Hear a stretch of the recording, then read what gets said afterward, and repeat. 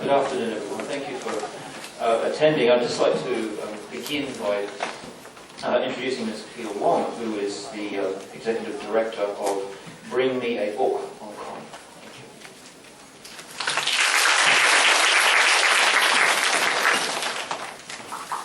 Hi, good afternoon, everybody. Nice to see you. Thanks a lot, John. Yes, I'm Pia Wong, Executive Director of Bring Me a Book Hong Kong. We are a non-profit organisation. We're a registered charity that's really dedicated to promoting and advocating for family literacy.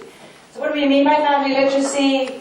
Really talking about parent-child reading, getting children loving reading from birth, getting them loving books for the sheer joy of reading.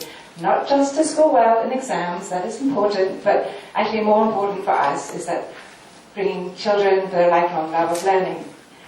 How do we do this? Really in two ways.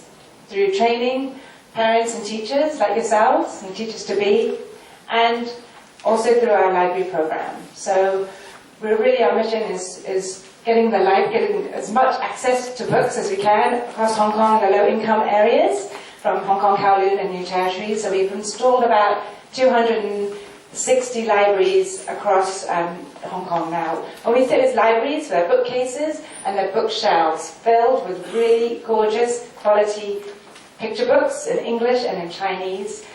We put them in the kindergartens and we put them in the community centres. We put them in some of the healthcare clinics as well. But it's no good just to give them beautiful books. If they don't know how to use them, if they don't know how to select them, that's no help. So what we do is we train them on how to make reading really fun and engaging, giving them the skills and confidence. A lot of the parents that we come across, they absolutely have no idea how important reading with their children is. You all know as teachers-to-be, and many of you are teachers yourselves, how fundamental it is. So our workshops actually are broken into the why, the brain development of children, and the how to make reading fun and engaging. But the most important part of our training is the second part, when they've actually gone home or gone back to this classroom to practice it and to see the change and to see the effect that the reading aloud skills have changed in the children. That actually, instead of hating English classes or hating the reading class, absolutely loving it, getting to choose their own stories, getting to listen to really fun and engaging teachers or parents, and really creating a daily habit at home. Dr. Krashen will be sharing some interesting statistics that you may or may not know about Hong Kong. But this is what we're addressing. It really is an issue. While we are number one ranked, Hong Kong is ranked academically number one in terms of reading achievement in the PALS report. We are actually ranked bottom or second to the bottom in three categories: interest to read, confidence to read, and motivation to read. These are the three reasons why you would actually want to read. So what are we doing? We're doing something wrong. There's something wrong in our system. We are creating children who are very, very good at test taking, but have zero interest or even confidence. Even though they're doing well, they have no confidence in what they're doing. So we really need your help. We really hope that after this talk today, you'll have a better understanding of what we need to do as educators. It really is our responsibility to change the system in Hong Kong and do what we can. So please do check out our website. We have a lot of great resources. We have English book guides, Chinese children's book guides, all that you can download for free from our website. So do check it out. It's bringmeabook.org.hk. We bring in wonderful speakers every month, pretty much, on reading and literacy, early childhood education, language development, second language acquisition, and that's on our Love to Learn website. Also in the handout should be www.lovetolearn.asia. It's thanks to the Chen Yat-sen Foundation, who actually have provided us with funding to bring out Dr. Krashen to Hong Kong today. I'm really fortunate to have their support. They actually started Bring Me a Book almost 7 years ago. And I think we'll be doing some more talks coming up, I believe, in next month with Dr. Mei Ling, who's here. Also want to say thank you very much to Hong Kong IED and Dr. Ann Ma for inviting us to speak today. One final thing I should also mention is that we do run a lot of ESL programs across Hong Kong for ethnic minority children, and also through Scholar. If you want to find out more, please do check out our website, because there's a lot of information, and feel free to contact me if you have any more questions. We're very fortunate today to have a very special guest all the way from LA. He has come and he's been giving some wonderful talks. He's just recently finishing a interesting research that he will share. We all know that he is a leading authority in the field of language acquisition and literacy development. He's written over 350, maybe 400 by now, or even 500 papers and books. 475. 76. Oh, 76. Okay. By the time he leaves tomorrow, probably 480 papers and books in the field of language acquisition. He really is the guru. He knows everything you need to know about it. We are fighting a battle. He is really... He has the research, he knows what he's talking about, and I really am excited that you guys can benefit from listening to him today. Let's get it, Dr. Krashen.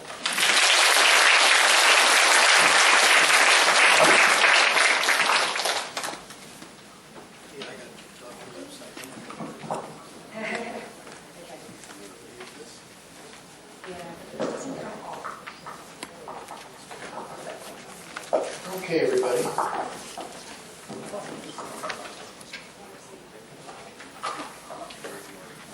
Well, that's a portable. It's stuck there.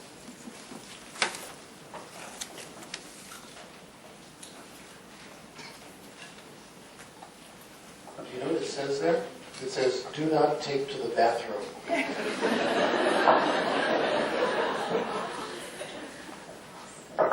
That's the problem with those clip-on things, you forget.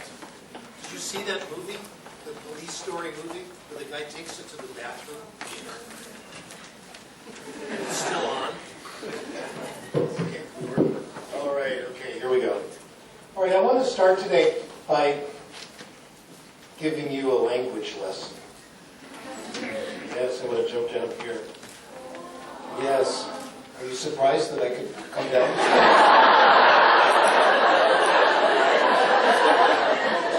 It's really old. You know, I got down there all by myself. I was in the park with my grandchildren about 2 months ago. And my grandchildren are 7 and 11. And we were running around. You know, I was pretty active, right? And this guy comes up to me and he says, "Are these your grandchildren or your great-grandchildren?" I still don't know what to say. I've been thinking of insulting comebacks and I couldn't. I should have said, "Oh, they're my little brother and sister," or something. I don't know. Anyway, I'd like to give you a language lesson just to give you an idea what this is about. First of all, I need your permission. Is that okay? Is it all right, a language lesson? Do you mind? It's okay? Not much enthusiasm. Let me tell you what just happened. The people way up on the top and in the sides thought it was a good idea. Not much reaction from right here. What happens when you're listening to this famous professor from California and he says, "Language lesson," comes down from the stage, crosses the line of blood in the sand, and comes right over to yours where you're sitting. What is in your mind? What are you thinking? Oh no. He's going to call on me. I'm going to have to say something. I'll be humiliated. Now think about this. Who are you? Advanced students in education, right? And yet the idea of a language lesson in public makes you at least a little bit nervous, right? What does this mean? In my opinion, it means we're doing something fundamentally wrong the way we teach language. It's not your fault. I feel exactly the same way if I were in your place. I'm going to give you the lessons anyway, but I'm going to go back up here.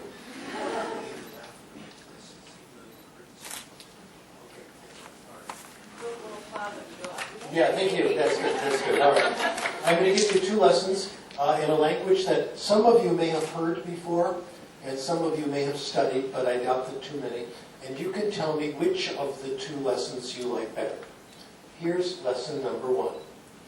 Wir werden jetzt anfangen, Deutsch zu lernen. Und ich möchte im Voraus sagen, dass nach meiner Meinung Deutsch ist eine sehr schöne Sprache. Und ich hoffe, dass Sie alle sehr viel Erfolg mit Deutsch haben werden. What do you think? Good lesson so far? Do you think if I kept talking to you like that, you would acquire German? How about if I repeated it? Would that help? How about if I said it louder? How about if I wrote it on the board? I'll write it on the board. I'll erase every 5th word, and you guess what the word is. None of those things mean it. And you can see that now. Here's lesson number 2. Das ist meine Hand. Verstehen Sie das? Hand? Ja? Sagen Sie ja. Ja. Gut. Das ist mein Kopf. Kopf. Verstehen Sie Kopf? Ja? Kopf. Also Kopf. Okay. Kopf. Ist gut, ja? Ja? Ja. Hier ist Mr. Spock. Mr. Spock hat zwei Ohren. Verstehen Sie das? Ohren, ja. 2 Ohren. Also Mr. Spock, ist das gut? Ja? Schön. Augen. Verstehen Sie Augen? Ja.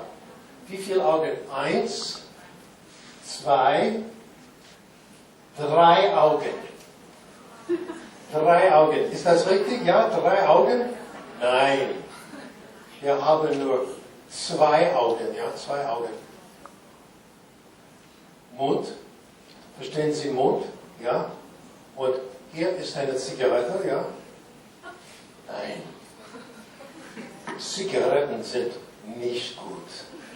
If you understood lesson number 2, not every word, but more or less, I did everything necessary to teach you German.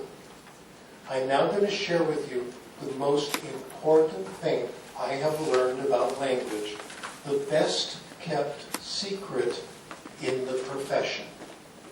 Here it is. We acquire language in one way and only one way, when we understand it. That's it. We acquire language when we get what is called comprehensible input. Comprehensible input remains the last resort in the language teaching profession. We tried everything else. Years of grammar study. Comprehensible input is the only thing that works. Now that you understand this comprehension hypothesis, let me share with you some amazing, wonderful, mystical facts about language acquisition. Amazing, wonderful, mystical fact number 1. Language acquisition is effortless. No work. All you had to do was watch me make a few silly jokes here, and you acquired some German. No effort, no grim determination, no hard study. Also, even more mystical, language acquisition, I love this, is involuntary. Like it or not, you all just acquired some German. There's nothing you can do about it. It's over. It's too late. I can now present to you what is going on in the world of language education, now that you understand this comprehension hypothesis. In the field of language education right now, we're in the middle of a major war. And it's a good war. It's a very good war. It's a war that we are all going to win, eventually. Because the war is a war between two views of how we develop language, how we develop literacy. And because these scholars are fighting so hard, we are learning things from the war. We'll see which one is right. There are two views, and this is on your handout. One view is the one I just gave you, called the comprehension hypothesis. The comprehension hypothesis says what you do is you give people comprehensible input. You tell them stories. You read good books to them. People read on their own. They have wonderful conversations. They get comprehensible input. The result is skills, grammar, vocabulary, all the other language skills. So this comes first. This is the result. For this to happen, input has to be interesting. Otherwise, people won't listen to it. They won't read it. The other position, the other part, is a different hypothesis called the skill-building hypothesis. Skill-building does it differently. When you were in school and you took English class for the first time, they used skill-building. Skill-building says, first, learn the skills. Study grammar rules. Learn the rule consciously, then practice it again and again in speaking and writing until it becomes automatic. And if you get it wrong, someone will correct you and you can change your version of the rule and get a better one. Learn your vocabulary. And do vocabulary exercises. Practice them again and again. And then someday, in the future, you could actually use the language. The skill-building hypothesis is a delayed gratification hypothesis. Delayed gratification says, suffer now, enjoy yourself later. Suffer now, work hard, learn your grammar. Someday you can enjoy yourself. The skill-building hypothesis, in my opinion, has never worked. There is not a single human being on this planet who has ever acquired language or developed high levels of literacy through skill building. The results are very, very weak. Not only doesn't it work, but it's painful. Very few people like it. The only people who like it become language teachers, which makes things worse and worse. Or they become linguists like me who love grammar. So comprehension hypothesis works and it's pleasant. It's win-win. The skill-building hypothesis doesn't work and it's painful. It's lose-lose. Notice a very important difference. The direction of causality is different. This says comprehensible input first. The result are the skills. Skill building says do your skills first and the result is acquisition of language. So it's completely the opposite. Frank Smith says we have made a fundamental cause-effect mistake in language education. Well, the part of the comprehension hypothesis I want to talk about today is a very important sub-hypothesis called the reading hypothesis. The reading hypothesis says that reading, a form of very pleasant comprehensible input, is the source of a great deal of our language and literacy competence. And there's one kind of reading that helps more than any other. And it's the kind of reading some of you did last night before you went to sleep. How many of you read in bed last night? Oh, you're students, you don't have time for anything. I know. I did. In fact, I read in bed last night until it was too late. And I didn't get enough sleep. It was because of this book I was reading that was so good. I'll tell you what it was. The novelization of Terminator 2. Yes. Are you Sarah Connor? It was wonderful. And that was Terminator 1. The kind of reading that really counts is what we call free, voluntary reading. Reading because you want to. No questions at the end of the chapter. You don't like the book, you put it up another one. A book that gives you guilty pleasure. This is the kind of reading that really counts. Our research results say that free voluntary reading is the source of our reading ability, reading comprehension ability, our ability to write with an acceptable writing style. Most of our vocabulary, our educated vocabulary, comes from reading. A great deal of our ability to handle complex grammatical structures comes from reading. Much of our spelling ability comes from reading. That's for English and Chinese both. The research is quite consistent here.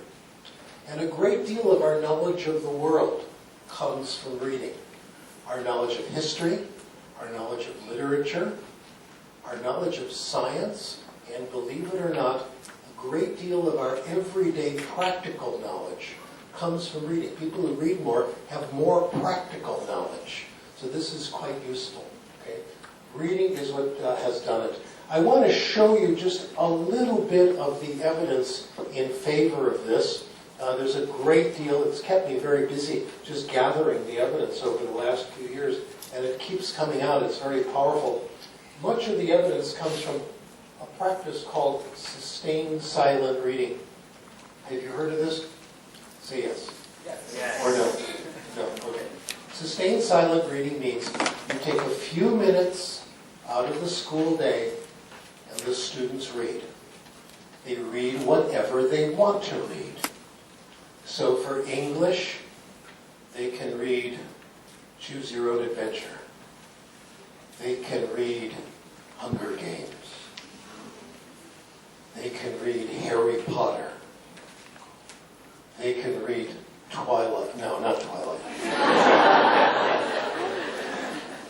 We were talking about Twilight at lunch. I have problems with Twilight. I'm reading Maze Runner now. Boy, is it good. Wow. But Twilight, oh gosh. I try to read it. It's my responsibility to read these things, because that's my work. So I tried reading Twilight. I read book 1 and I stopped. I said, I can't handle it anymore. And my daughter, who's very wise, said, Dad, try number 2. It gets better.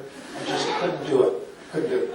Have you read Twilight? Yes. I'll tell you my problem with Twilight. My problem is Edward. I told you at lunch, Edward is 109 years old. First of all, what's he doing in high school? Number 2, even worse, he's in love with a 17-year-old girl. This is disgusting. Edward needs therapy. He should find an older vampire. Someone 50s, 60s, etc. I just loved Harry Potter. Oh my God. My hero. Oh. Well, the most interesting character is Dolores Umbridge. Remember Dolores Umbridge from Ministry of Magic? She took over Hogwarts and put in more tests. She now has a job with the Department of Education. Curriculum. She fits right in with testing. Gilderoy Lockhart was my favorite, though. He's my role model as a human. Okay. Anyway, J.K. Rowling really understood education. The kids get to read whatever they want to read, and the teacher gets to read whatever the teacher wants to read. This is fabulous. 10 minutes a day, you are reading what you want to read. We have to find out if this works. I have calculated, if you're a teacher and you do sustained silent reading once a day with one class, this could be English or Chinese, and the kids get to read whatever they want to read, over a normal teaching career, this amounts to 3 months paid vacation. You get to read, this is great. Anyway, the research on this is pretty interesting. We've looked at a lot of studies. The studies are very simple. One group does sustained silent reading. The studies have been done in English as a first language, English as a second language. There have been only 2 studies with other languages. One study was done with beginning Japanese, and another is a study done at Hong Kong University. Professor Zhao and his colleagues have looked at Pearl's examination results, and the kids who do more sustained silent reading in their first language, so we're talking about Chinese here in Hong Kong, do better in this examination. So there's evidence for it in other languages. Anyway, in the studies, the kids do read what they want to read. The children in the comparison group do skill building. You know what this is in language classes, vocabulary, grammar, etc. You look to see which group makes the better gains. The most negative result is no difference. If you give the program a chance to run, more than just a few weeks, give them a chance to find a book, the students do better in sustained silent reading. They're better in vocabulary, they're better in grammar. I want to show you one study. I've given it to you in detail on the handout, but I want to ask you to look at me on the board because I can make it more exciting on the board, more dramatic. Am I the only college professor in the world who prefers boards? I don't use PowerPoint. I thought PowerPoint was a martial art. I have a black belt in PowerPoint. Okay? But I don't use it because 20% of the time it doesn't work. Isn't that true? Something always goes wrong. Besides, I think this is more dramatic, more interesting. Also with new technology, I have a hypothesis about that. By the time you figure out how it works, it's obsolete. Isn't that true? I got my new cell phone about 2 months ago. It's already old-fashioned. Anyway, this study was a great one. I'll tell you the gossip about it.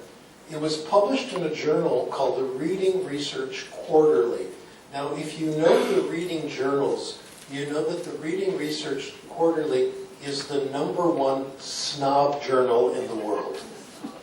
Most of the articles in this journal are long, complex, boring, and nearly completely incomprehensible. Am I right? So everyone thinks it's the best journal in the world. The only people who can read it straight through are monks who have had years of meditation, who have deep powers of concentration. This is where I subscribe, I've even published there, okay?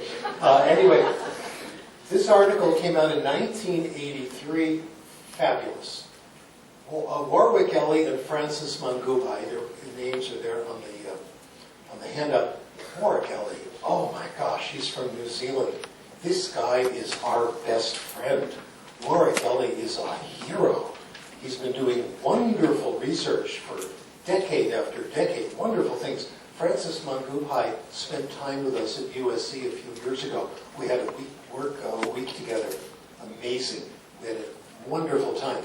Anyway, so these first-class researchers, they did the research in the Fiji Islands. In the Fiji Islands, English is taught as a second language beginning at kindergarten for 30 minutes a day. Ellie and Mangupai looked at the children between grades 4 and 5. They were divided into 3 groups.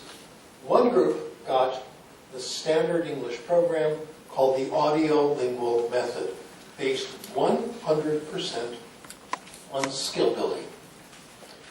It is a combination of everything that's wrong in language education combined into one method. Drill, repetition, correction, testing, etc. It's still the #1 method in the world today. The second group got sustained silent reading. Here are the books, boys and girls. Enjoy. Now, they've had English since kindergarten, so they could understand the books. The books were good. The third group got a book called the Shared Book Experience. We call it Big Books. The children are read to very large books. They see the story in front of them. They discuss the story, and then they select their own reading. How did it come out? Before I give you the results, I'm going to give you the results in terms of months gained on standardized tests, okay? Let me review what we've got here. We've got Warwick Ellie and Francis Mangupai, very well-respected scholars. We've got standardized tests. We've got the Reading Research Quarterly, the most conservative journal in the field. So there should be no doubt. In other words, everything a critic would want was in this paper, published in the #1 journal, the most conservative journal. How did it come out? Well, we expect native speakers to gain 10 months in a year on these tests. Audiolingual, 6.5 months gained. Sustained silent reading. Now the moment of truth. This is exciting. Maybe you better sit down. Oh, you're already sitting. Okay. Are you ready? 15 months gained. I didn't make this up. This is from the journal paper. Not even close. Big books. 15 months. Audiolingual, 5th graders, a pathetic 2.5 months gained. Sustained silent reading, modest but respectable 9. Big books 15. The readers were better. The second year of the project, this 9 disappeared. These groups were the same, farther ahead of the audiolingual group. They were not only better in reading, they were better in listening, they were better on tests of grammar. In other words, the kids who did lots of reading did better on grammar tests than kids who studied more grammar. This has been replicated again and again, including studies by Warwick Elliott in Singapore, etc. I have on the handout here, and I'd like to direct your attention to it, a study that has just come out from the UK.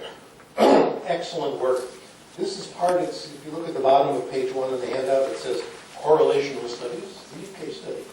I love this study because it's the result of a very large-scale longitudinal study done by very competent people, where they've been following children from very young age all the way through teenage.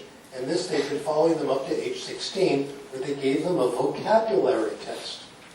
Who are the ones with better vocabulary? This is native English speakers. The column that counts here is the beta column. That's the one. The biggest predictor is how much reading you do at age 16, at 0.353 near the bottom. That was the best predictor. It was a better predictor than how much reading at age 10, a better predictor than how much vocabulary you knew at age 5. In other words, you keep getting better. You keep getting better. Everyone says early, early, early. Let's get the kids when they're 2 years old, right? You guys have the same fever we do in the United States, where they think we have to torture little children with, schooling and testing and all that. We're doing it too. We're doing it with 3, 4, 5-year-olds. You're not the only one with this problem. This is incredible. I think it's child abuse. Okay? This says you can get better anytime. You continue to improve as you continue to read. We also have case histories that support this. I love case histories. The interesting thing about case histories, I only have till 2 o'clock. Now we're going to go till 6:30. I've ordered pizza. It'll be here at 4, okay? We're going to keep going till it, no, we'll be done by then. Case histories are very good data if you do a lot of them. You can't just do 1 or 2. You have to do a lot of them. And so I have 2, but they're not the only ones. These are just samples. The first one is one of my favorites. It's English as a first language. A book written by Elizabeth Murray called Breaking Night. Liz Murray grew up in very heavy poverty in New York. Very heavy poverty, but succeeded. Went on to Harvard University, became an author, etc. How did she do it? She tells this story about her father. When Liz Murray was in elementary school, her father had an unusual habit. In those days, the libraries, the small public libraries in New York, were not connected by computer. What you did in one library, the other library wouldn't know. So her father would go to a local library, get a library card, and take out as many books as possible. And he never returned them. Then he would go to another small library, get a library card, take out lots of books, and never return them. So the house was filled with fugitive library books from all over the city. And what Liz said she did was, when school, she stayed home. She was basically homeschooled. She just didn't bother going to school. Dad didn't worry about it. And she would go to school just before the examinations at the end of the year to find out what was on them. Here's what she says. Any formal education I received came from the few days I spent in attendance, mixed with knowledge I absorbed from random readings of Meyer Daddy's ever-growing supply of unreturned library books. As long as I still showed up steadily to take the test, I kept squeaking by from grade to grade. She's not the only one. Other people tell the same story. The next one, case history, is about comic books. Comic books had a bad reputation in the United States for a long time because of a book that was published in the 1950s by a New York psychiatrist named Dr. Frederick Wertham. Well, the book was called Seduction of the Innocent. And it said that the problems we have in American society with children are because of evil comic books. And he got all this data showing that comics led young boys into lives of crime. Anyone who's had 2 weeks of this course knows what's wrong with his data. For example, little Johnny gets in trouble stealing something. They go to his room. They find comic books. Well, in those days, 90% of American boys were reading comic books.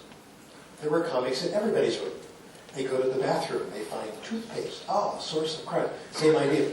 Nevertheless, this made a big impact on the public. He testified in front of the U.S. Congress, and comics went into a decline, which has been rescued, and I'll come to that later. Anyway, those people who think comics lead you to a life of crime might consider the case of one of the noblest people who ever lived, Bishop Desmond Tutu, Nobel Prize winner. He says, one of the things I'm most grateful to my father for is that contrary to educational principles, he allowed me to read comics. I think that's how I developed my love for English and for reading. Well, I want to push this a little bit farther. I've said that input has to be interesting. In the last few years, I'm beginning to think there might be more to it. Not just interesting, but very interesting. Optimal input is so interesting, the new word is compelling. So interesting that the world disappears around you. And only the book, only the movie, only the conversation counts. You forget who you are. Your sense of time disappears. This is a concept known in psychology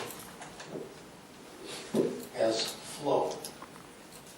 A man named Csikszentmihalyi Mahali talked about it. I will not spell it for you. You'll have to work it out. Flow happens when you're heavily involved in an activity. And it's the only thing that happens. I'll tell you the cases that got me interested in this.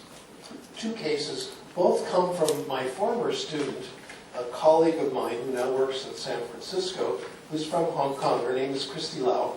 And Christy runs a summer program in the San Francisco area called Mandarin Immersion. What it is Mandarin literacy. And the children who take it, who come there voluntarily, are those from Mandarin-speaking areas, immigrants to the United States, who are losing their Mandarin because English is taking over, and children who have been in immersion programs, either Cantonese or Mandarin immersion, which are very popular in the San Francisco area. And it's a very nice program. It's got lots of reading and stories and, plays and all these things. Well, there was one boy who didn't like it. He didn't want to do this stuff. He would rather be on his skateboard. I can't blame him, okay? And he wasn't cooperating. So Christy said, okay, we call him Jack. You can drop out. Mandarin speaker, whose Mandarin was disappearing. And she said to him, okay, Jack, fine, but I want to give you a present. And she gave him a book, The Stories of Afati, very popular, as you know. Well, he looked at it. It was a little too hard, but he could get some sense out of it. When he got home, he asked his mom to read him the stories. He loved it. Finally, Mom was reading 2, 3, 4, 5 of them every day. It was getting to be too time-consuming, so she made a deal with him. She would read him the stories while he did the dishes. As long as they had these books, his Mandarin was improving. When they ran out, his Mandarin started to decline again. Here's the important thing. Jack was not interested in Mandarin. He is still not interested in Mandarin. He was interested in the stories. This is amazing. Second case, also from Christy. We just published this one at the outset. We just got it accepted. It's her son. When you read the article, it's Paul. We changed his name. But you won't tell anybody, so I'll tell you it's really Christy's son, and his name is Vincent. Now, I know Vincent. Vincent's a nice teenage kid. He's a good guy. And he grew up bilingual Cantonese English, because Christy's from here. So fine. His mom and dad both speak Cantonese. Grandma and grandpa spoke Cantonese. They're doing fine. Well, when Vincent was a little boy, Christy and her husband were working a lot, and they brought in a babysitter for Vincent and his brother. And the babysitter would turn on TV to Mandarin cartoons. Now, because of a little help from Cantonese, as you know, some shared vocabulary, and the context and a helpful babysitter, he could pretty much understand the cartoons, and gradually got better and better. Then he went to TV shows, kids' TV shows in Mandarin. Finally, to the series for kids in Mandarin. Eventually, the swordsman movies, okay? And then he started watching the news with his mom and dad in Mandarin at night. Years and years of TV. Today, Vincent speaks Mandarin. He's pretty good. In fact, when he goes to Chinese-speaking countries or Mandarin-speaking countries, he's okay. They have guests in the house who speak Mandarin. He's okay. Vincent does not care about Mandarin, just like Jack. He doesn't have this great desire to connect with the larger Chinese-speaking world. He's just a teenager. He's not proud, he's not ashamed, he's an ordinary person. Neither Jack nor Vincent care about language acquisition. From this, I come to a remarkable conclusion. What Jack and Vincent have taught me is something we in language education never considered. Most people don't care about language. Most people want to get through the day. They want breakfast, lunch, dinner, have a good time. If you're a kid, you want good relations with your friends, the other sex, enjoy your sports, enjoy your stuff. Most people. I now announce to you today the end of language motivation. You say to your students, you really should study your English. It's important for your job next 10 years. No, nobody cares. You should know English because this famous basketball player speaks English. No, doesn't matter. It's the story that counts. A good story, language acquisition will be a result. I got another really juicy piece of data for you from dyslexia research in the United States. I think this is so exciting. If you look on your sheet, it's about 1/2 down the second page. Rosalie Fink looked at American kids, grown-ups, who had been diagnosed as dyslexic. This is English speakers. Diagnosed as dyslexic when they were in school. Most of them didn't learn to read until they were 9 or 10 years old. One didn't learn to read until he was 12, in 12th grade. Okay? They were all successful. All had published creative works. One had won a Nobel Prize. Here's what they had in common, and I found this paragraph to be so important, I've typed it out for you. As children, each had a passionate personal interest, a burning desire to know more about a discipline that required reading. All read voraciously, seeking and reading everything they could get their hands on about a single intriguing topic. None of them were interested in learning how to read. They were interested in what they were reading. For me, this is an overwhelmingly powerful conclusion. I'm now prepared, in the half an hour remaining to me, to present to you a new hypothesis. You've got to have new hypotheses all the time, or your career will just stop. Okay? So if I want to keep, I'm like Madonna. I keep renewing myself, with a different act, different stuff. Maybe Katy Perry's in trouble if she doesn't come up with something new. You can't just do Roar all the time over and over. You need to talk to her about it. Lady Gaga's good at it. I think it's Justin Bieber who needs help. Bieber's in big trouble. You know that, right? Good. As you know, I love making fun of Justin Bieber. I just can't help it. He's a Canadian living in the United States. Do you remember the Winter Olympics? There was a big hockey game between the United States and Canada. Someone in Chicago put up a big sign, "Loser gets Justin Bieber." Oh, poor guy. Anyway, where was I? In the middle of Justin Bieber jokes here. I want to announce a new hypothesis to keep my career going. I'm going to say that if we want to move all the way through and develop the highest form of language, we go through 3 stages. Stage 1, Stage 2, Stage 3. The top stage is academic language.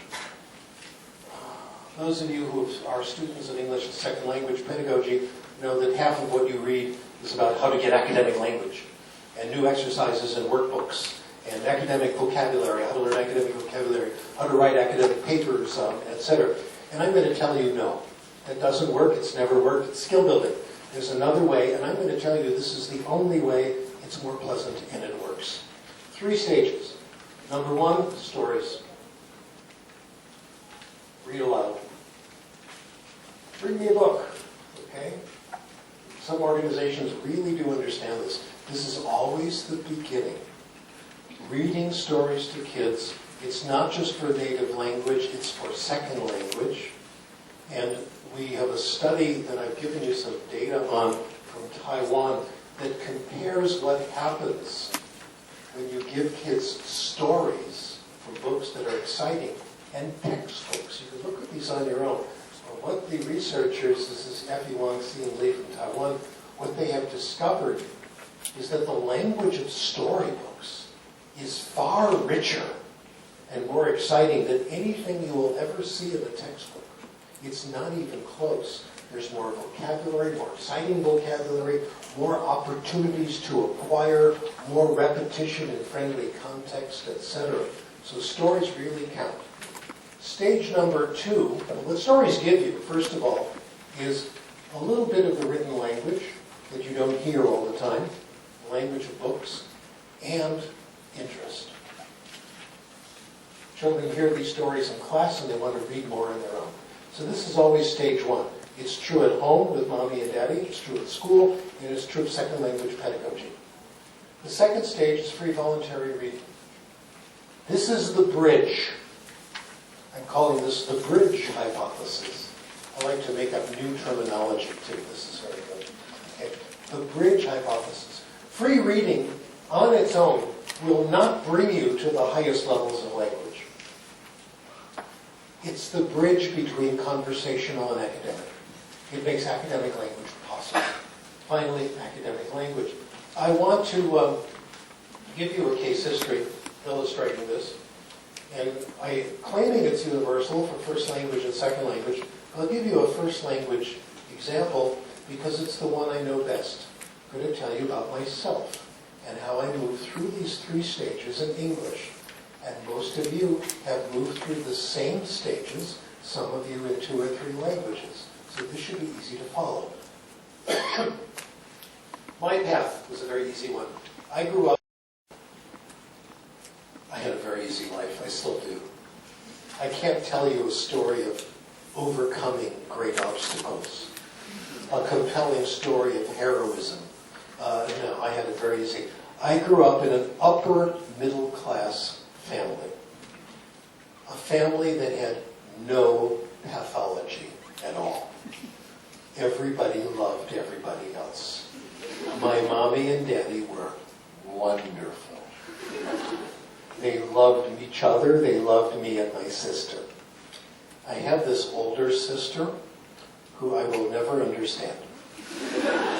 She's always been so nice to me for no reason. I never do anything nice for her, and she's still very worried about me. She's my assistant mommy all the time. You know how this is? I don't get it. Anyway, so I had lots of stories. We had lots of books at home. Mommy and Daddy read me stories. My sister read me stories. She's so nice. We listened to things on the radio together, children's books. She took me to the library. She got me my first library card. School, wonderful. Lots of stories in school. Good school library. Okay, excellent. Well, that was a good start. Free voluntary reading for me began in middle school when I was around 9, 10, 11 years old, and it began with comic books. Oh my, it was great. Batman, Superman, and in those days, Captain Marvel. Now, I was at a disadvantage because in those days, comic books were not very interesting. This was in the late 1940s and early 1950s. The big revolution in comic books came, I'd say, around 1961. Actually, it was 1961, with the introduction of probably the most important figure in American literature, Spider-Man. The first superhero with problems. You all know the story, how he blames himself for his uncle's death, the man who raised him as a father, his romance problems with Mary Jane, his work problems, and how everyone thinks Spider-Man's this terrible person and he does these wonderful things all the time. This was amazing. This was Stan Lee and the Marvel Comic Book Company, which I think has changed the world. I think comic books are extremely... How many of you were ever comic book readers? How many of you are still comic book readers? Me too. Those of you who are not familiar with comics, take a look. And this includes graphic novels. It includes manga, which are just fabulous, in my opinion. Great contribution. Let me give you some suggestions to show you how good this stuff is. I give Marvel all the credit and Stan Lee, but I'll mention some DC products, the other company, just to be fair, because they've improved as well. A graphic novel came out about 20 years ago called Batman Returns. Frank Miller. You know about this one? Batman is now 56 years old. He goes out and chases down villains, but it's kind of tough. He takes a lot of aspirin, and he comes back and says, oh gosh, the Joker again, oh no. He no longer works with Commissioner Gordon. He's become like Dirty Harry. He's got his own set of ethical standards, which are different from what the government says is right or wrong. He and Superman are still friends. They still talk well. I wish they would meet at Starbucks. That would be interesting, but they don't. And they get together and talk. And Superman is law and order. If the government says it's right, I'm going to do it. Batman says no, and they have these great discussions. And this is the ethical dilemma we all face every day. Do I follow my conscience, or do I follow what is the official law at the moment, or what society expects? And we all have these struggles all the time. Fabulous comic. Related to that, The Watchmen became a movie. Graphic novel. It's from a quote from Cicero, who's watching The Watchmen? If we have superheroes, who's making sure that they do the right thing? Do we want a benevolent dictatorship? By the way, the movies have been pretty good on this. Great opening scene of Iron Man 2, by the way, where Tony Stark is interviewed by the Senate, and the Senate says, you got this Iron Man super weapon. And Tony Stark says, yeah, I'm doing the right thing with it, man. I'm preventing wars. You should be very happy. Yeah, but you're a private citizen. You can't do that. You have to turn it over to the military. What's the right solution? I don't know. There are powerful arguments on both sides. And I think this so-called popular light literature presents these arguments in very comprehensible form. So I'm a big fan of comic books. After that, I moved on to sports stories. This is when I started in high school, 8th grade, 9th grade. And there was one author I really liked. John R. Tunis, T-U-I-N-S. He wrote these baseball stories. Oh my gosh. Now, if you speak baseball or don't speak baseball, you'll understand this, okay? There was this one team that he followed over novel after novel, same characters. It wasn't just about home runs. It was about the players and their frustrations and their problems. The last one was the best, called World Series. The World Series is like the World Cup for baseball, except the United States thinks it's the whole world. because it's just American teams playing American teams, one Canadian team. Therefore, it's the World Series. It's kind of arrogance, I think. Anyway, last game of the World Series. The first team to win 4 games wins. And in this novel, each one has won 3 games. This is the big one. The score is the last inning. The score is 4-2. The bases are loaded. There's 2 out. Batter up.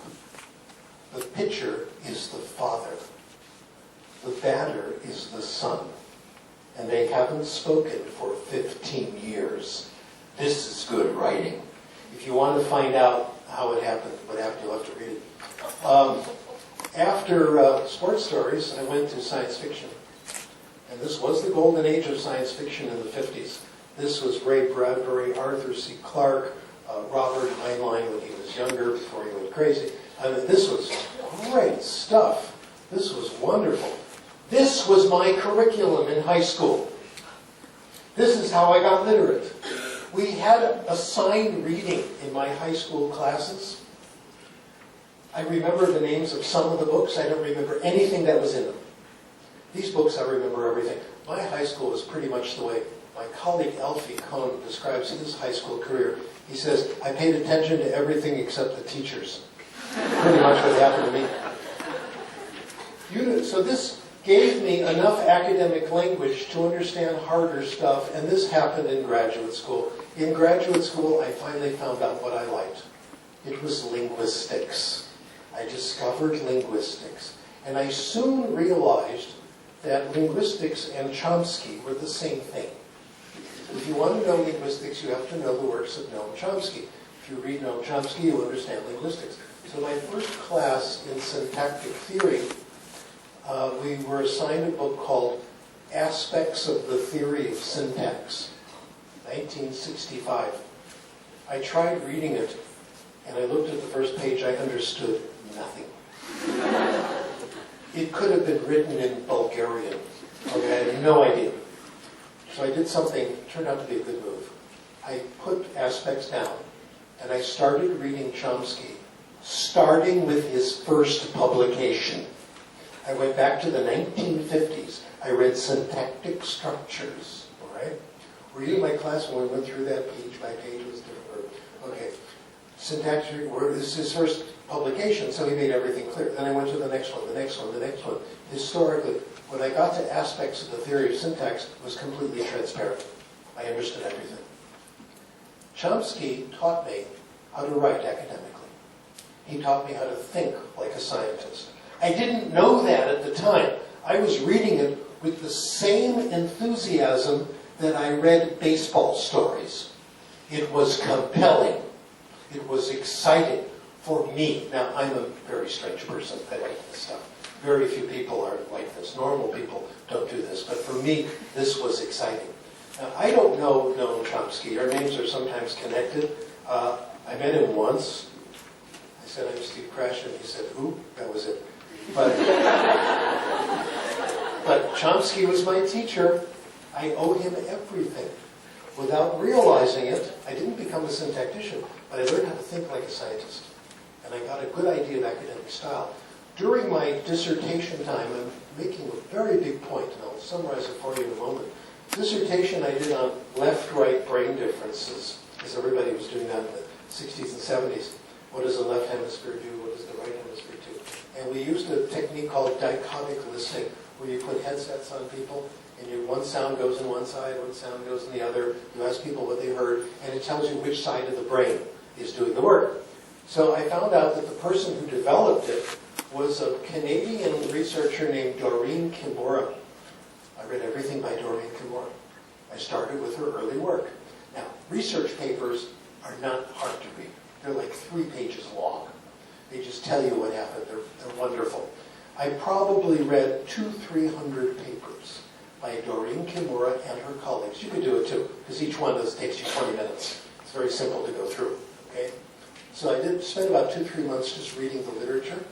It was fascinating. For me, it was compelling. Again, it was like reading comic books. It was wonderful.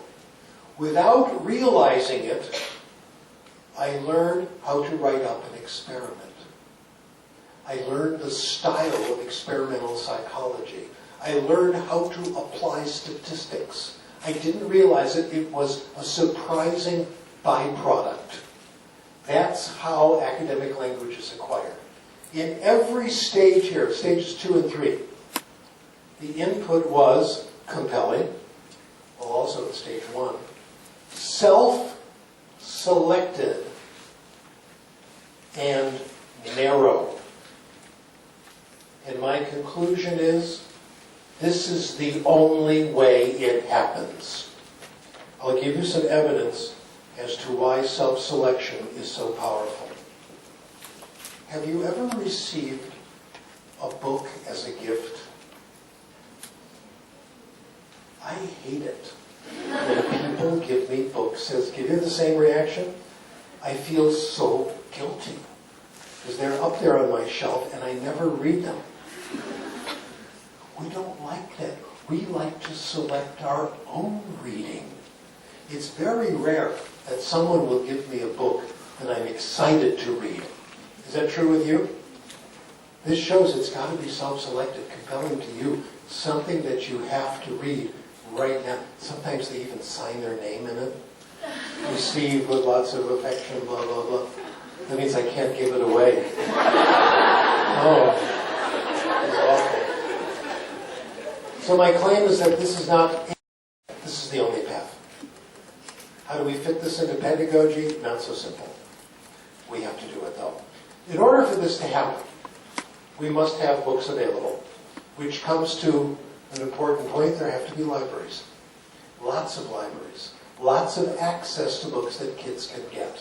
The most important group that needs libraries are children of poverty, where it's their only chance to find books. They don't have them. They don't have them at home.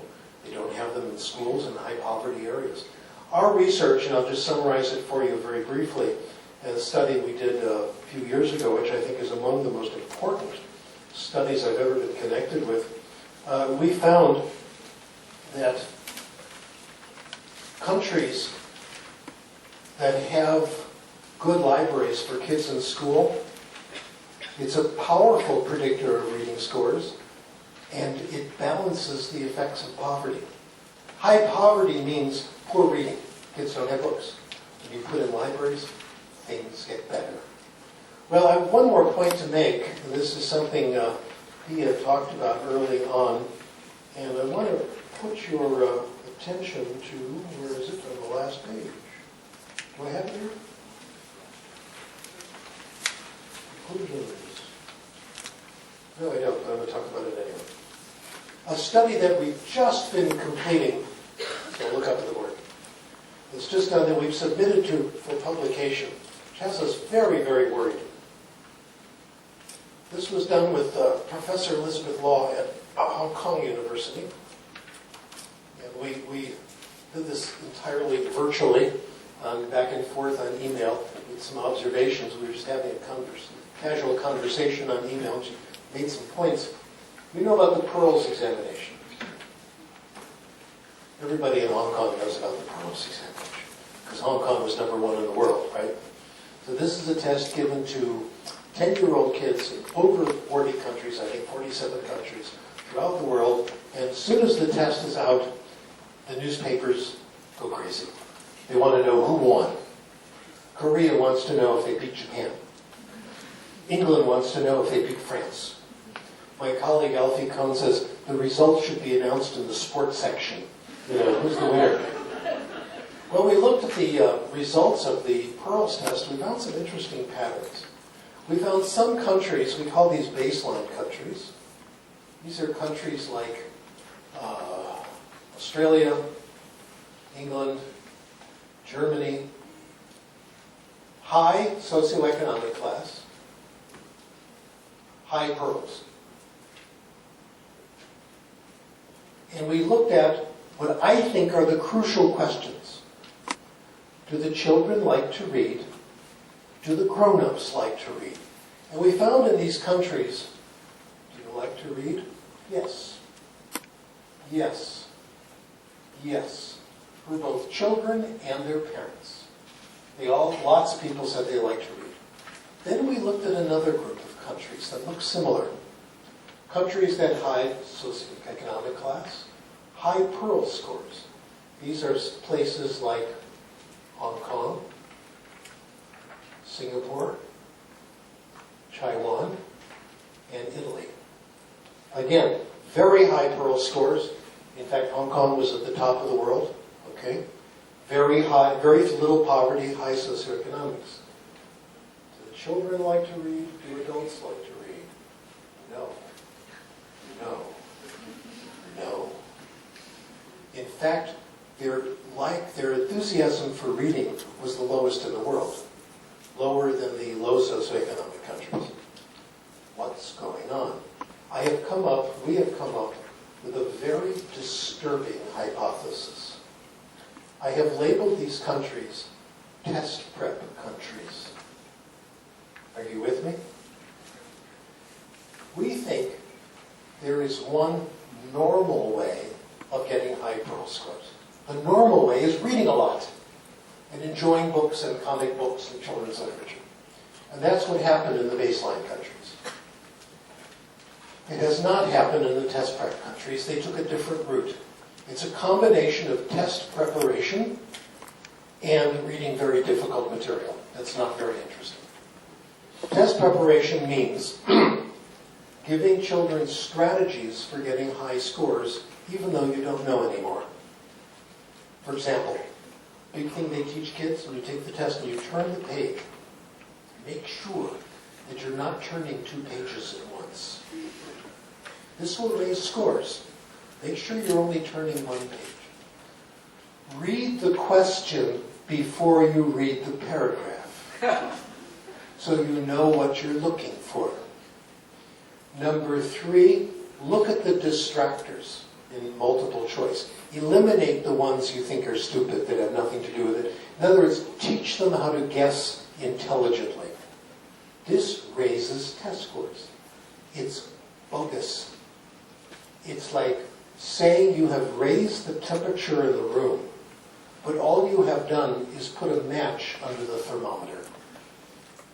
Or it's like claiming the patient is better, his fever is down, but we gave him some ice water to drink just before we put the thermometer in his mouth. Okay? It's covering up. And the problem is this. The children, because of this treatment in school, don't like to read. And when they grow up, they don't like to read. The price you pay for having a test prep culture is very, very severe, I think. Now, I must say this is not something we have proven. This is what we call conjecture. And we're looking for more evidence that this is so. But if it is true, it is extremely disturbing. For me, and I'm going to close with this remark, the Pearl score is not important. The Pearl score is how you did in one test when you're 10 years old. We saw from the UK study that you can get better later in life. It's how much you read when you're 16 that really counts. And the dyslexic study says you can be a non-reader at 10, 11, 12, and eventually do great things. It's what happens later. The most important statistic, do the adults like to read? That's the big one. So we're looking for a possible complete change in orientation, in testing and instruction. The answer, lots of reading, good books, time to read in school, good libraries with interesting things. And as a competent lecturer, it is my obligation to always finish a few minutes early. So we're going to have just about 5 minutes for Q&A, question and answer. We have 15 minutes, or 8 minutes, give people a chance. I will accept questions, but I have to give you my conditions on questions. The conditions for questions are these, just one. The first question has to be friendly. After that, you can ask whatever you want. I said that once at a university, and 3 hands went down immediately. So with that in mind, let me do this.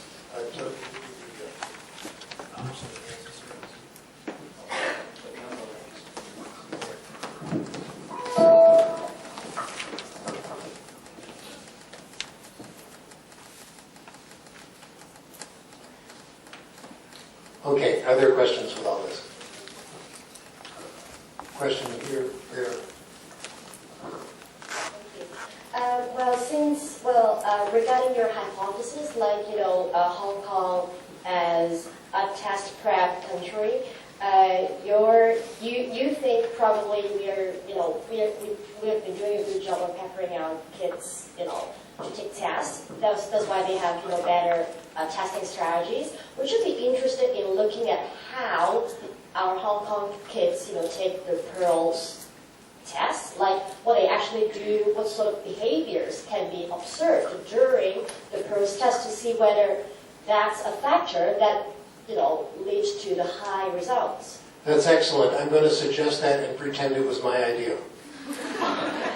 Do we have data? Do you have data? Does anybody? I don't. I think it's a terrific idea. Absolutely wonderful. Thank you. Very good. It's the obvious thing to do. Extra credit.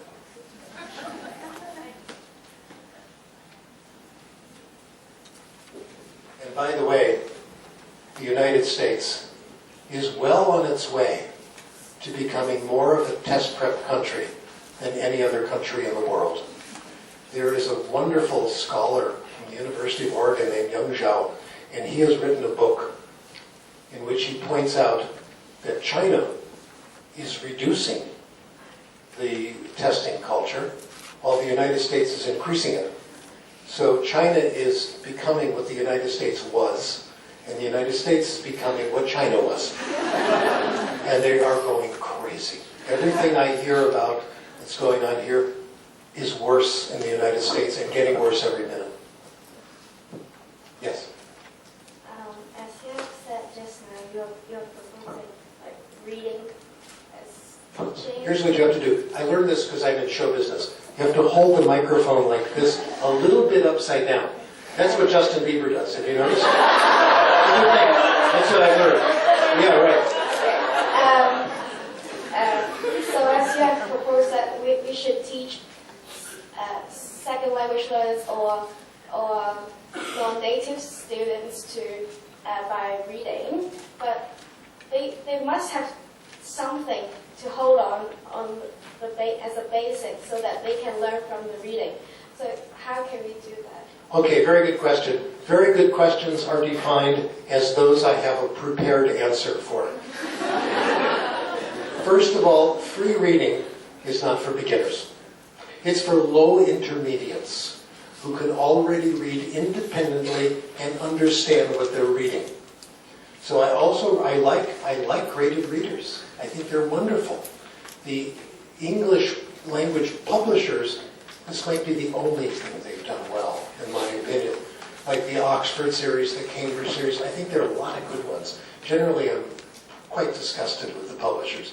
But in this case, the readers have been very good. So lots and lots of easy reading.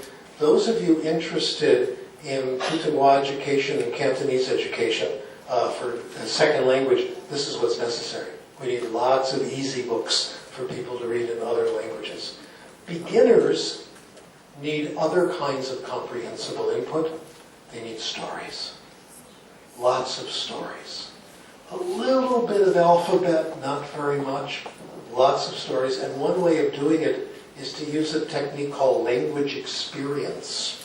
Language experience was very popular in the 1960s. It's disappeared because the publishers can't make money on it. In language experience, the student tells the story. You write it down on your word processor. You have a text. And the kids find this to be very exciting and interesting. And those of you who are experienced teachers, you know that if 20 children in a class do a story, 2 or 3 of them are going to be fantastic. Much better than anything a publisher can do. Now let me share with you my fantasy life. My fantasy life is that we do language experience, we collect the good ones and put them on the internet and share them with classes around the world. Yes, and give children credit for their stories. Good questions.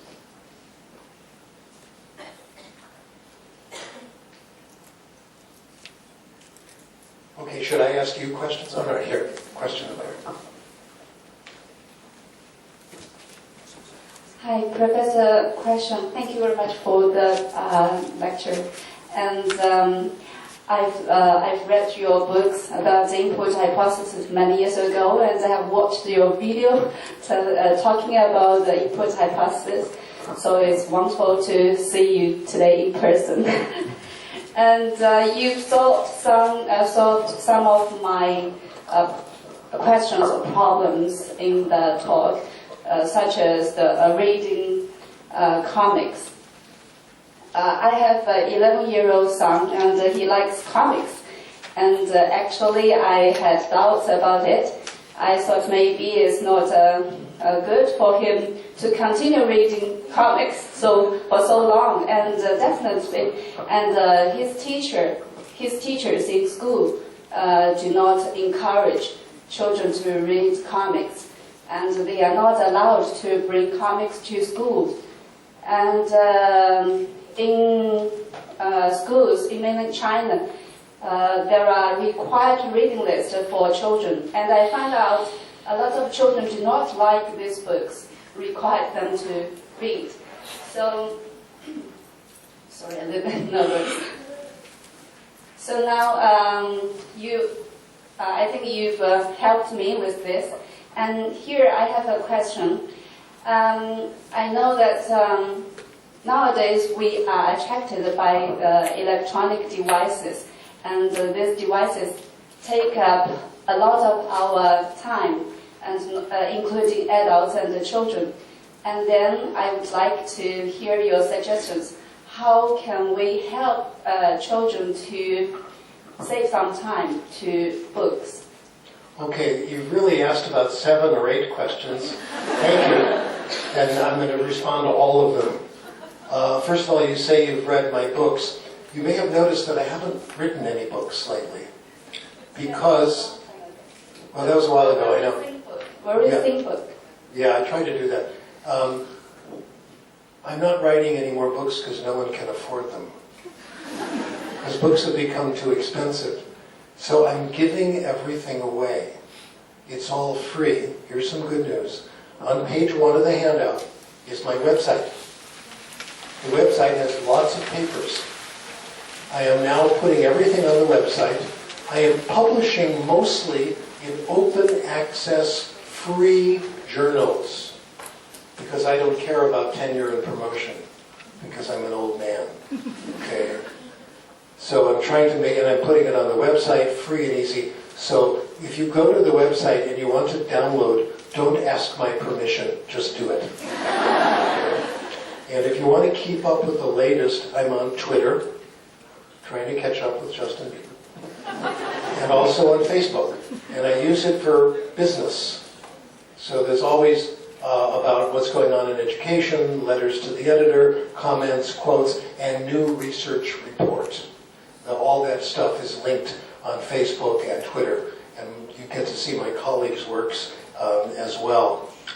In terms of comic books and light reading at school, a very elegant solution was developed by a colleague of mine. Her name is Donnellen Miller. She wrote a wonderful book called The Book Whisperer. Great title, The Book Whisperer. She teaches language arts in Texas, first language, but her idea, we can use it. She has a syllabus, she has standards she has to do on the Board of Education. Her middle school children have to do literature, and they have to study genre. Like they have to, biography, historical fiction, essays. So here's how Donnellen did it. Great idea. Let's say biography. Yes, you have to read a biography. Every child has to read 2 biographies, but they choose the biography. Yes, so they can read a biography of a sports person, a show business person. The children come to class, 25 kids, they read 50 different books. So the discussion is very rich. She requires 40 books. They're all self-selected.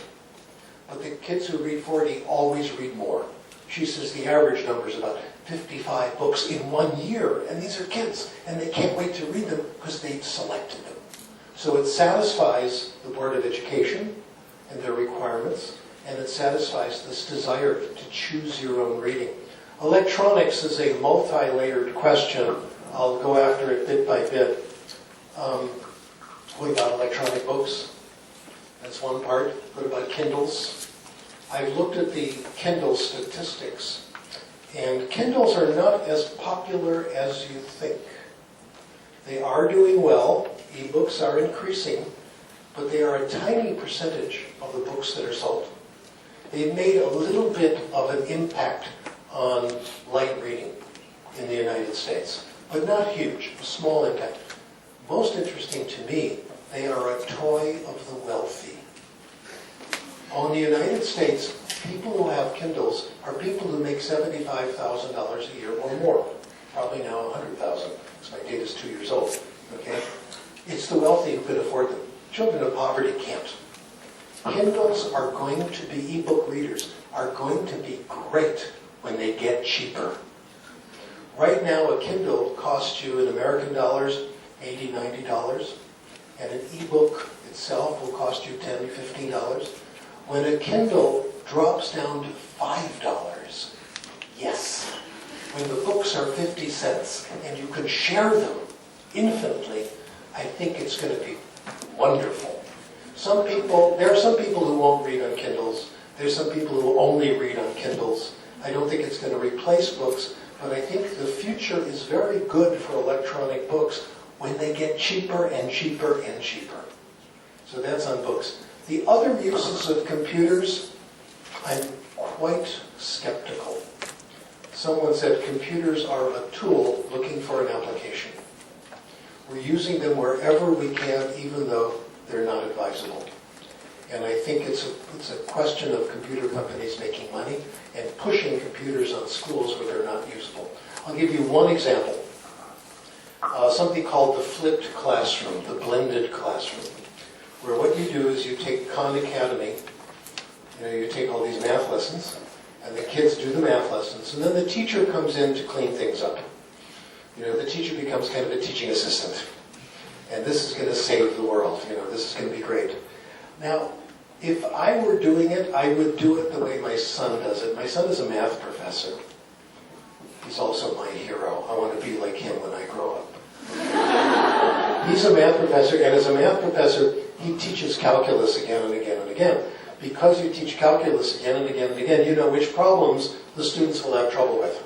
So what he's done is he's recorded himself giving sample solutions to hard problems in different ways.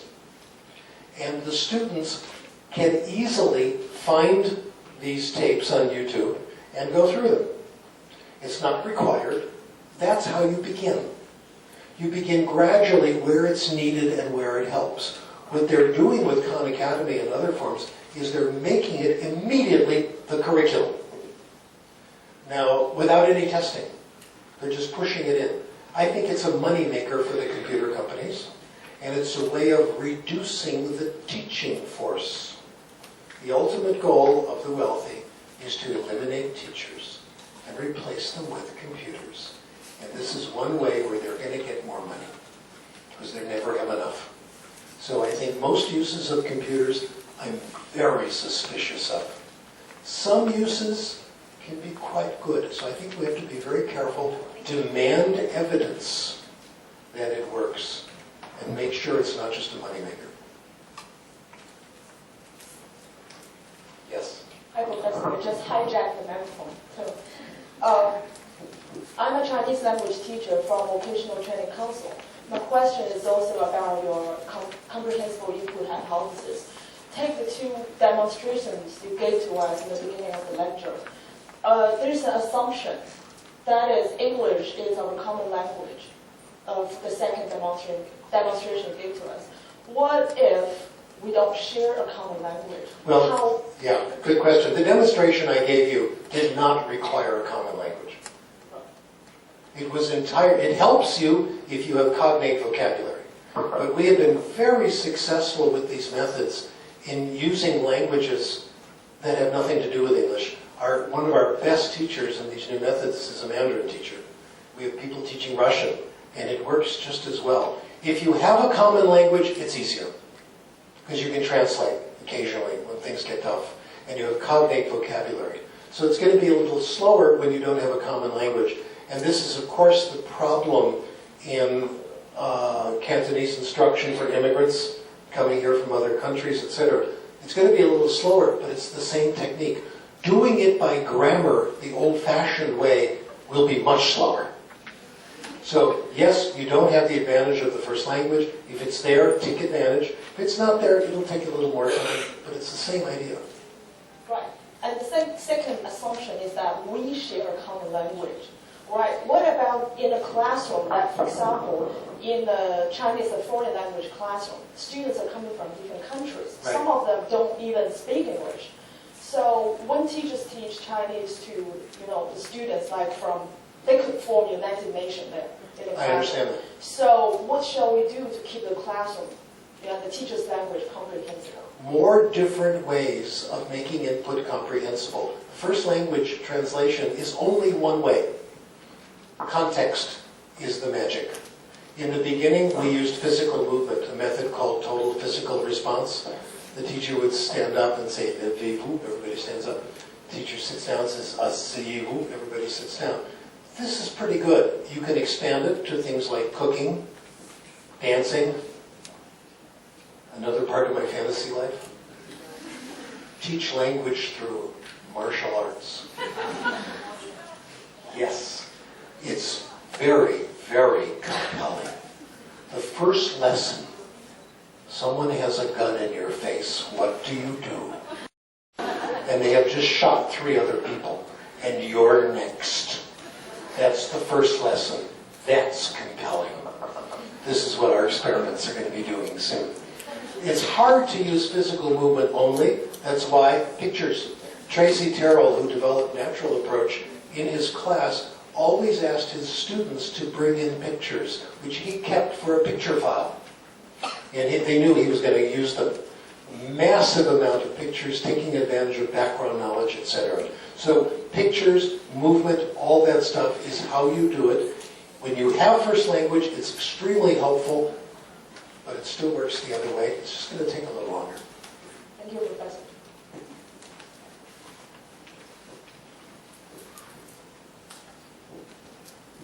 Thank you very much for your talk.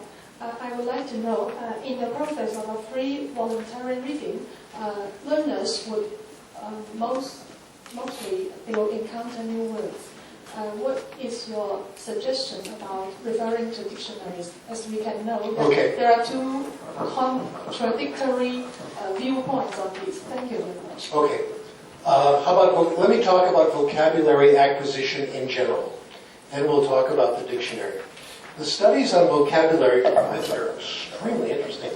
They say that if you see a new word in context, and it's comprehensible context, this is studies from the University of Illinois, Richard Anderson. And each time you see a new word in print, you pick up about 5 to 10% of the meaning of the word. Subconscious, you don't know that this is happening. And if you keep doing this, if you keep seeing the word in print, you gradually build up the whole meaning of the word. Now, 5 to 10% may not seem like very much, but if you read enough, more than enough. They've looked at this in English language vocabulary, and they find that if kids are middle class, they read about 1 million words a year, and it's enough to account for their vocabulary acquisition. A number of us, my people included, have expanded this to English as a second language, and found the same thing is true. You give people a passage or book to read with words they don't know, and you give them a post test, and you see that they start to pick it up just by seeing it 1, 2, 3, 4, 5 times. Anderson has done the same thing with Chinese. He finds when you see a character in print, native speakers, that they haven't seen before, each time they see it, they gradually pick up the meaning of the character. So reading is much more efficient. This is far more efficient than vocabulary study. In fact, one study concluded that picking up words by reading is 10 times as fast as doing vocabulary exercises. Now, in terms of a dictionary, my intermediate language now is Spanish, where I'm a true intermediate, where I can have a conversation, I'm comfortable, but there's a lot I don't understand. And sometimes I don't know quite what to say. all right? I can't find the right word. And I'm reading stuff. I began by reading graded readers, lots of them. I didn't need a dictionary. Now I'm reading a book. It's so good. Zorro. Isabel Allende.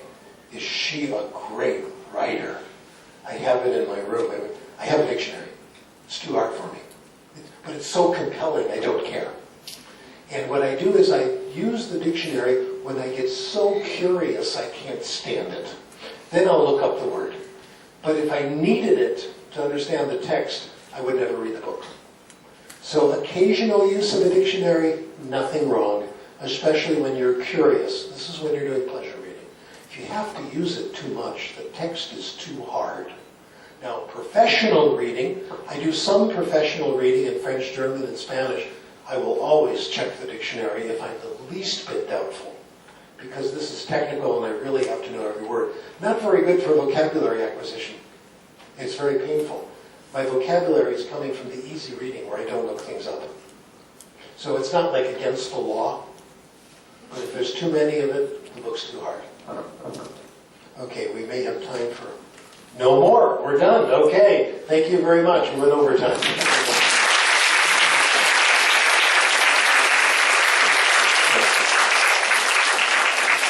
Just finally, thank you, Professor Krashen, for a fascinating seminar. But you've now left me with perhaps the most difficult part of the day. We have prepared a small gift for you, and guess what it is? It's a book.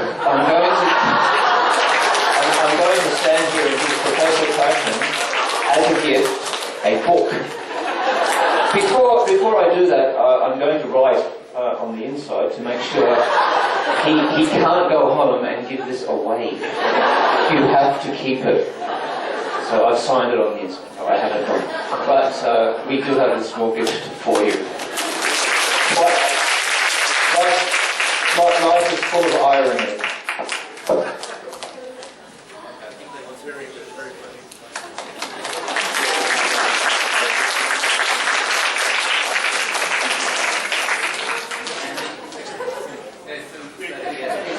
Pizza's coming, right? And here we also have not forgotten you. So